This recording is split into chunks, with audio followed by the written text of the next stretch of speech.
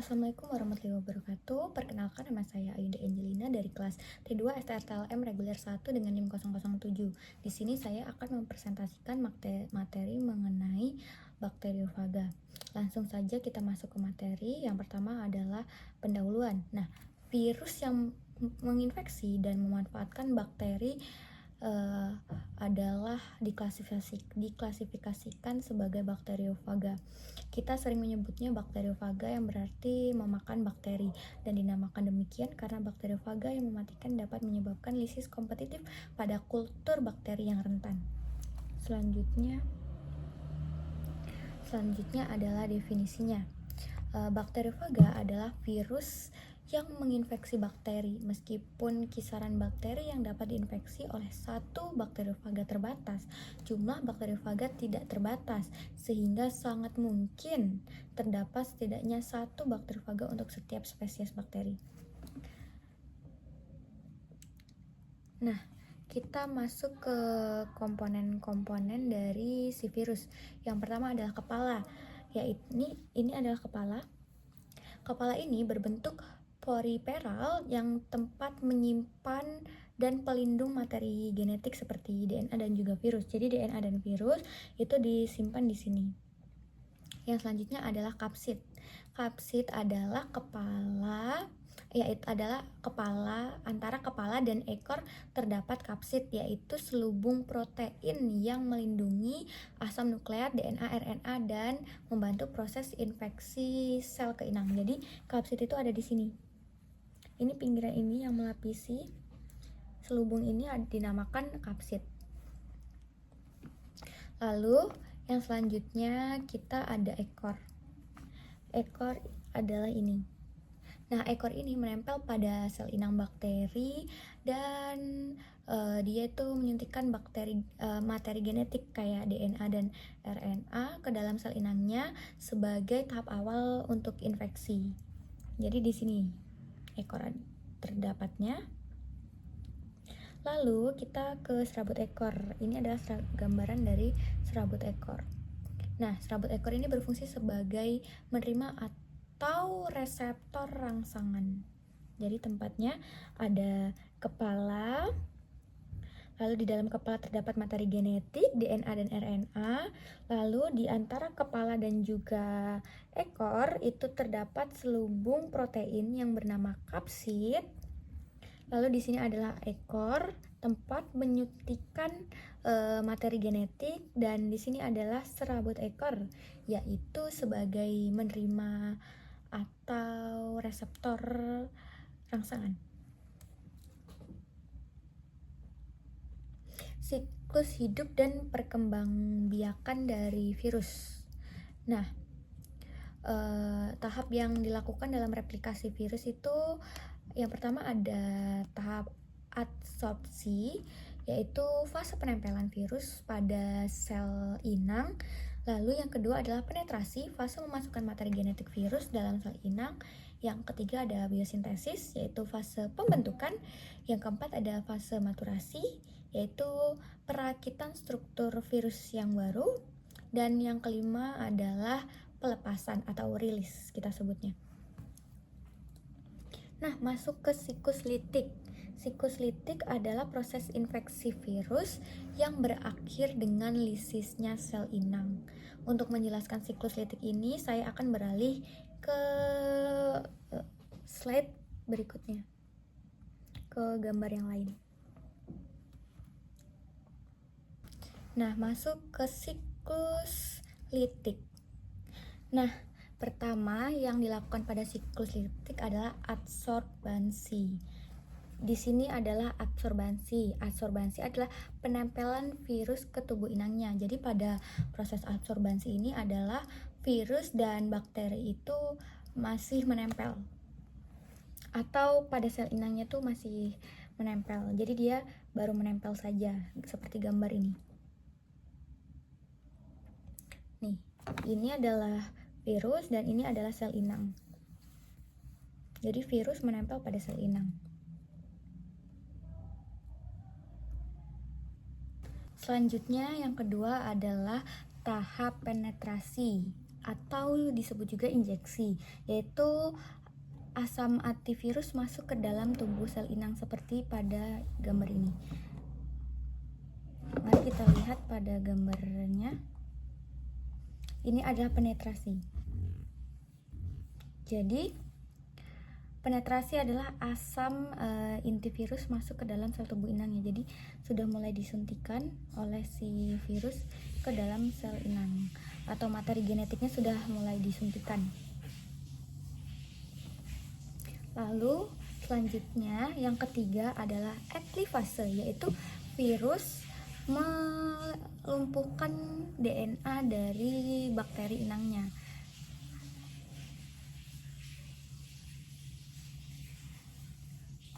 Ini adalah gambar dari eklifase ketika DNA dari virus melumpuhkan DNA bakteri sel inangnya, sehingga selanjutnya masuk ke tahap sintesis, yaitu pembentukan partikel tubuh virus tapi masih terpisah, belum menyatu. Jadi di proses sintesis ini mulai terbentuk kapsid, terbentuk ekor, terbentuk selubungnya, terbentuk kepala, terbentuk materi genetiknya, tapi masih terpisah-pisah. Lalu masuk ke tahap selanjutnya, yaitu replikasi, yaitu penggandaan partikel tubuh virus semakin banyak tapi masih belum menyatu. Kalau tadi di tahap yang keempat, yang sintesis, baru pembentukan partikel tubuh virus tapi belum terpisah dan belum menyatu. Nah, kalau di proses replikasi ini, dari tahap keempat yang fase sintesis ini masih satu bagian, di fase replikasi ini difotokopi lagi menjadi banyak. Jadi kepalanya ada 2, ekornya ada 2, dan yang lainnya diproduksi secara banyak gitu.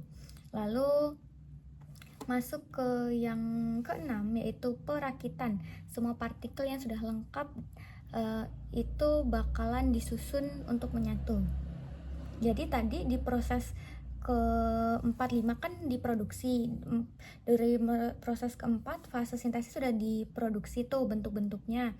Tapi di fase kelima replikasi masih diperbanyak. Nah, di fase ke-6 inilah baru partikel-partikel yang dibentuk tadi yang sudah diperbanyak di fase replikasi tersebut disatukan menjadi satu, sehingga dia akan membentuk virus baru. Lalu selanjutnya kita masuk ke tahap lisis. Nah, lisis itu dinding sel bakteri itu terpecah, sehingga anakan virus yang tadi udah diproduksi itu bakalan keluar. Gambarnya ini. Jadi tadi kan sudah dirakit-rakit, habis itu kalau udah dirakit semua, nanti bakal mengalami fase lisis, yaitu pecahnya dinding dari sel inangnya ini. Jadi virus barunya ini bakal keluar. Selanjutnya kita akan masuk ke siklus lisogenik. Siklus lisogenik adalah siklus virus yang tidak menghancurkan sel inangnya. Tahapan dari siklus lisogenik adalah, nah, selanjutnya kita akan masuk ke siklus lisogenik. Nah, setelah adanya adsorpsi, yaitu ketika virus menempel pada sel inangnya, selanjutnya akan dilakukan penetrasi. Penetrasi adalah di mana DNA dari virus tersebut memasuki sel inang. Nah, selanjutnya di gambar ini, DNA fage berintegrasi ke dalam kromosom sel inang. Jadi yang warna merah ini adalah DNA dari si virus, dan yang warna biru ini adalah DNA dari bakteri. Nah, yang warna merah ini adalah disebut profag, DNA fage yang bergabung dengan DNA inangnya, yaitu bakteri. Lalu selanjutnya, setiap kali sel inang membelah, profage disalin bersama sel inang. Jadi ketika adanya proses pembelahan ini, yang terjadi bukan hanya pembelahan, tetapi profage DNA yang tadi bergabung dengan DNA bakteri juga ikut membelah. Jadi yang warna merah ini tadi kan DNA dari si virus, yang warna biru ini DNA si bakteri. Jadinya menjadi dua. Mereka ikut sama-sama terbelah dengan ciri yang sama. Lalu, paparan pemicu stres seperti sinar UV yang memicu kerusakan dari kromosom inang. Jadi, setelah itu dia akan memisahkan diri dari DNA sel inangnya. Jadi, DNA sel bakterinya ini akan berpisah dari sel inangnya. Lalu kembali lagi, faga akan memasukkan DNA-nya ke dalam sitoplasma. Lalu proses ini akan berulang lagi. Nah, setelah mempelajari bagaimana proses replikasi virus secara litik dan juga lisogenik, siklus litik dan lisogenik ini memiliki persamaan, yaitu pada tahap adsorpsi dan juga penetrasi. Nah, tahap adsorpsi ditandai dengan menempelnya virus pada reseptor khusus sel inang. Setelah virus melakukan proses penempelan, virus tersebut akan melakukan penetrasi. Nah, penetrasi tersebut itu diartikan sebagai masuknya materi genetik virus ke dalam sel inang. Nah, perbedaan antara siklus litik dan juga siklus lisogenik. Yang pertama itu adalah siklus litik. Nah, kalau siklus litik itu waktunya relatif lama. Kalau lisogenik waktunya relatif dipersingkat. Siklus litik itu reproduksi terjadi secara bebas tanpa terikat pada kromosom inang. Nah, kalau siklus lisogenik itu terikat pada kromosom inangnya, yaitu profag. Lalu selanjutnya siklus litik itu sel inangnya akan mati, sedangkan Nah, setelah mempelajari siklus litik dan juga siklus lisogenik, terdapat persamaan pada siklus tersebut. Yang pertama yaitu pada tahap adsorpsi dan juga penetrasi. Nah, tahap absorpsi itu ditandai dengan melekatnya virus pada reseptor khusus sel inang. Setelah virus melakukan proses penempelan itu akan terjadi penetrasi, yaitu masuknya DNA virus ke dalam sel inang. Nah, selanjutnya adalah perbedaan siklus litik dan juga siklus lisogenik. Perbedaannya yang pertama yaitu waktu. Nah, kalau siklus litik itu waktunya relatif lebih lama, dan kalau lisogenik itu waktunya relatif lebih singkat. Lalu yang kedua, pada reproduksi itu akan terjadi secara bebas tanpa terikat pada kromosom inang kalau siklus litik. Nah, sedangkan siklus lisogenik terikat pada kromosom inangnya, yaitu profag tadi. Jadi DNA sel bakteri dan juga sel inangnya tuh menyatu, yang dinamakan profag tadi. Lalu sel inangnya akan mati ketika di siklus litik, akan ada yang namanya lisis. Nah, sedangkan pada lisogenik sel inangnya tuh tetap hidup karena DNA profagnya tadi kan ditransfer ke sitoplasma sel inangnya lagi. Lalu selanjutnya yaitu yang siklus litik itu dia bersifat virulen atau mematikan, sedangkan yang lisogenik tadi tidak mematikan atau avirulen.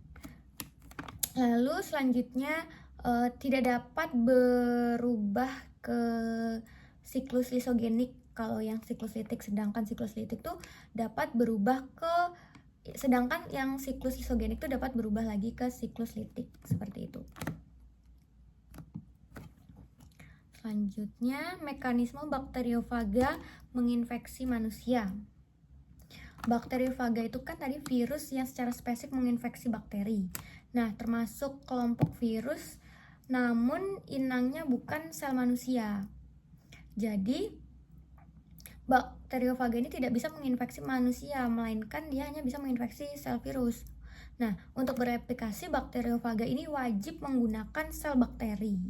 Oleh karena itu, bakteriofaga ini tidak dapat menginfeksi sel manusia secara langsung. Jadi dia akan menular ke manusia melewati virus yang udah terinfeksi sama bakteriofaga ini.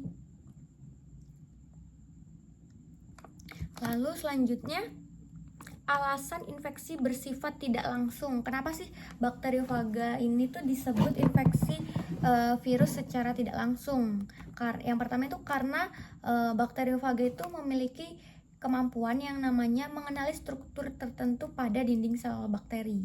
Yang kedua, sel manusia itu tidak memiliki reseptor yang sesuai untuk pelekatan bakteriofaga. Ini kenapa alasannya bakteriofaga tidak dapat langsung menginfeksi manusia, karena reseptornya berbeda. Lalu yang ketiga, sistem replikasi bakteriofaga tuh hanya dapat berlangsung di dalam sel bakteri saja. Hal ini menyebabkan bakteriofaga tidak mampu menginfeksi sel manusia secara langsung. Oleh sebab itulah. Lalu yang selanjutnya,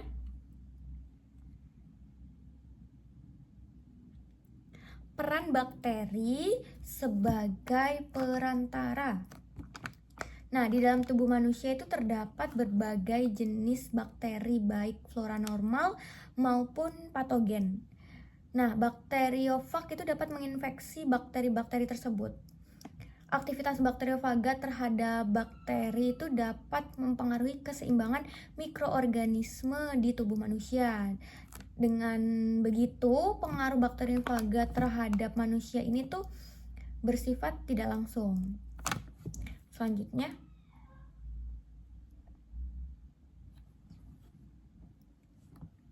tahap awal infeksi bakteriofaga. Nah, infeksi ini tuh diawali dengan proses adsorpsi tadi, yaitu penempelan bakteriofaga pada permukaan sel bakteri. Lalu setelah penempelan itu, bakteriofaga akan memasukkan materi genetiknya kepada sel inang yang disebut penetrasi. Nah, sel inangnya bakteriofaga adalah bakteri. Lalu pada tahap ini kapsid virus akan tetap berada di luar sel. Seluruh proses yang terjadi pada bakteri dan tidak dapat berlangsung pada manusia. Ingat ya, kalau bakteriofaga itu cuman bisa berlangsung replikasinya pada bakteri karena memiliki reseptor yang sesuai. Kalau di manusia tidak bisa. Lalu siklus litik bakteriofaga. Nah, materi genetik bakteriofaga itu mengendalikan aktivitas metabolisme bakteri. Yang kedua itu sel bakteri itu digunakan untuk membentuk partikel bakteriofaga yang baru. Pada akhir siklus, sel bakteri mengalami lisis dan bakteriofaga tadi dapat dilepaskan. Dampaknya terhadap manusia itu tergantung pada jenis bakteri yang terinfeksi.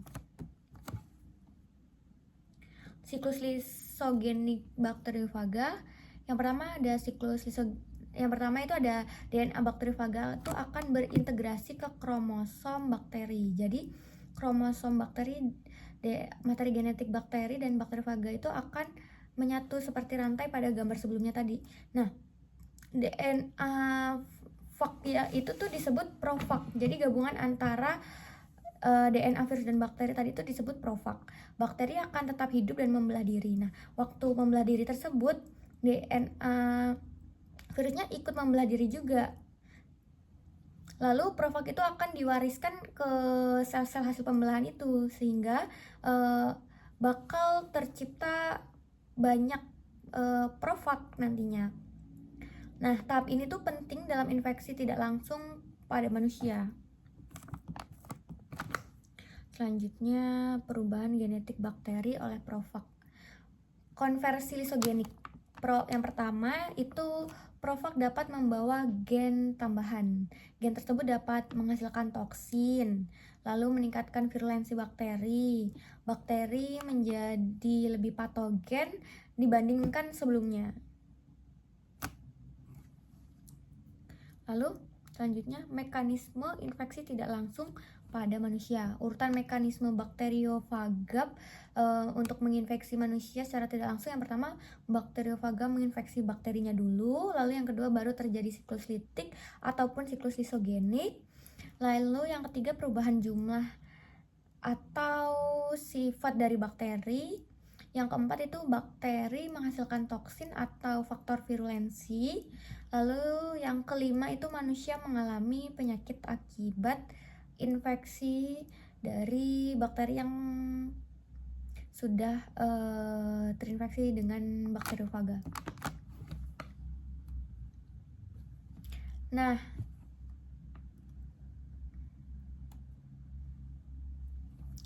selanjutnya adalah kesimpulannya. Yang pertama itu bakteriofaga adalah virus khusus yang hanya dapat menginfeksi bakteri, tidak mampu menginfeksi sel manusia secara langsung. Dia menggunakan bakteri sebagai perantaranya. Lalu infeksi terhadap manusianya kan dinamakan secara tidak langsung karena dia harus menginfeksi bakteri lain dulu sebelum bakteri tersebut menginfeksi manusia.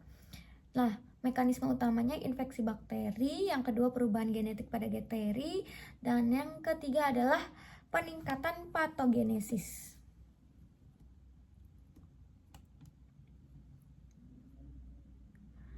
Selesai sudah pemaparan materi mengenai bakteriofaga dari saya. Kurang lebihnya saya memohon maaf. Dan apabila ada kata atau perkataan yang kurang jelas, saya minta maaf. Terima kasih sudah menyimak penjelasan dari saya. Saya ucapkan terima kasih. Wassalamualaikum warahmatullahi wabarakatuh.